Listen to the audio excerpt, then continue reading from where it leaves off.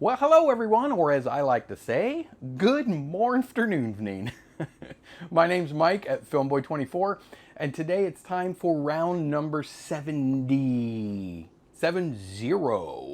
or found film number 70. And we got a fun one. It's Kodachrome K40. And if you follow me or my channel, you know that that's my arch nemesis. Let's see what we get.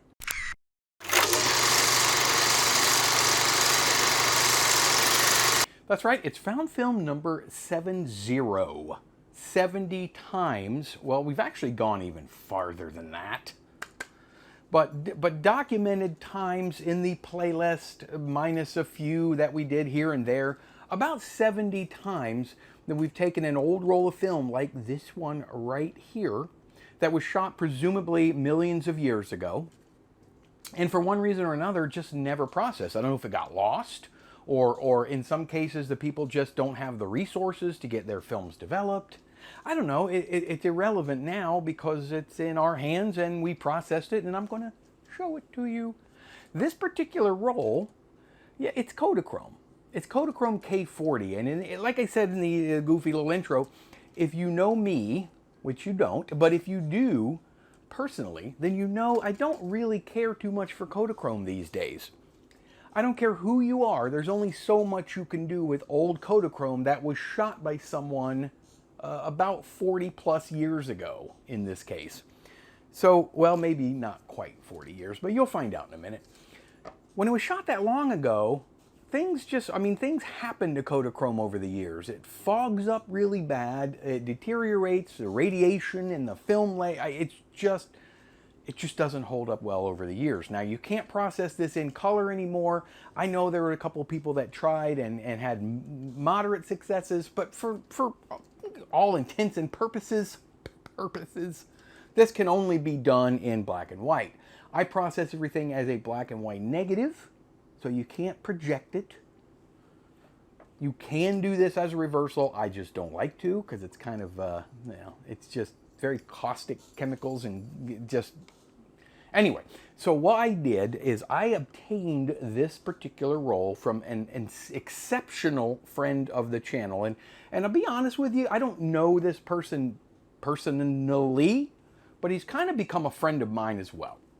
We do a lot of emailing back and forth. He's a voice at every single live stream on Sundays at 2 p.m. Nice plug. And he goes by the moniker This Side Towards the Screen. His name is Jeffrey. Jeffrey bought a camera, and this was inside the camera. It was either in the camera or in the case or something, but it was fully exposed, and he says, hey, what do I do with this? I know what I'm going to do with it. I'm going to send it to Mike, and let's see what's on it. So that's what he did, and that's what we did. So like I said earlier, Kodachrome is extremely difficult to get decent images from. About 70% of the time, okay, let's back up. About 50% of the time, when you try to process old Kodachrome, especially old Kodachrome KA2, or K2 sometimes they call it, you end up with images kind of like this. Can you see it? It's right there. Yeah, kind of like that. About 30% of the time, so now we're at 80, you'll end up with, you get something like that. They're not you can kind of make out what's going on and who's in it and maybe where and things like that. About 10% of the time you get a little better than what I just showed you.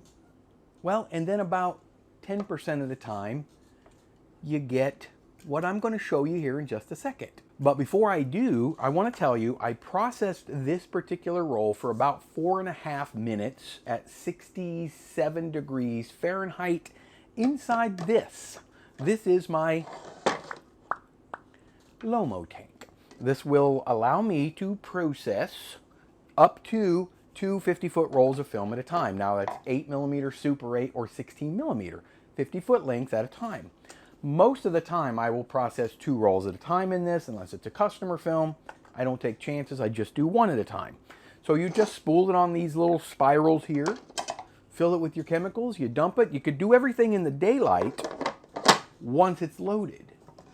You don't want to load your film in the daylight because it'll just burn it up. So what did we get from this? Well, let's find out right now.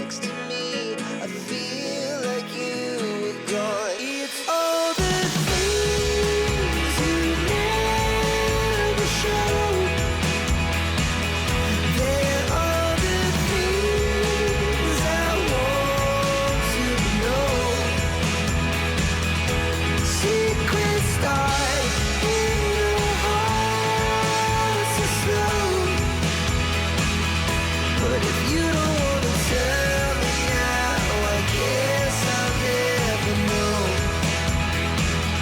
But if you don't wanna tell me now, I guess I'll never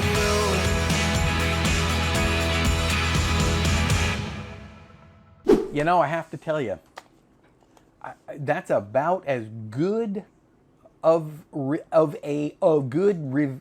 that's about as good as I've ever gotten out of Kodachrome. Good of results that I've ever gotten from Kodachrome.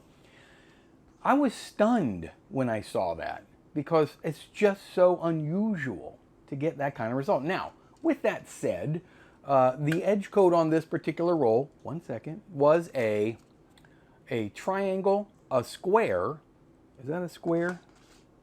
A triangle, a circle. I sometimes can't read my own writing, and a triangle. What that means is I know this particular roll of film was manufactured in 1996. So not quite as bad as when I process a lot of Kodachrome that was in the really early 80s or in the mid to late 70s. 10 years like that makes a humongous difference. This was clearly shot well by somebody that was probably maybe contracted or maybe was in the AV club at this school. Because what we have, it appears anyway, is a Rockland, Massachusetts. I believe that is the Rockland High School track and field day.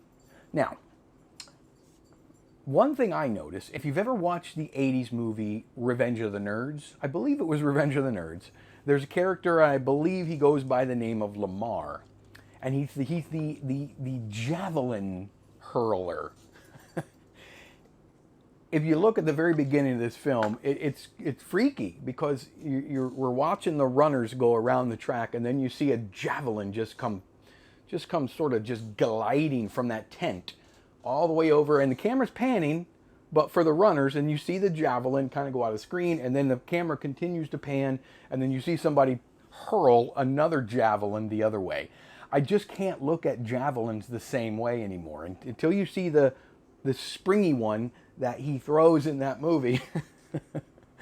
You got a little bit of everything in here. You got the long jumpers, the high jumpers, the runners, the javelin people.